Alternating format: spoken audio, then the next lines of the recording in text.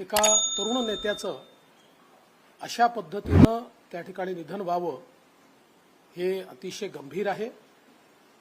एकूणच या प्रकरणाला काही लोक राजकीय रंग देण्याचा प्रयत्न करतायत, ते देखील योग्य नाही। ही घटना जरी गंभीर असली तरी देखील अगदी 2024 मध्ये ज्यांनी गोळ्या घातल्या ते मॉरिस असतील किंवा अभिषेक घुसाळकर असतील, यांचे एकत्रित पोस्टर्स हे आपल्याला पाहायला मिळालेले आहेत। वर्षानुवर्ष ते एकत्रित काम करताना आपल्याला पाहायला मिळालेले आहेत। आता कुठल्या विषयातनं त्यांचा इतका बेबनाव झाला की या मॉरिसने थेट घुसाळकरांना त्या ठिकाणी अक्षरशः गोळ्या मारल्या आणि स्वतःला गोळ्या मारून घेतल्या। हा निश्चितपणे त्या ठिकाणी एक महत्त्वाचा विषय आहे, ज्याची चौकशी ही चाललेली आहे। बऱ्याच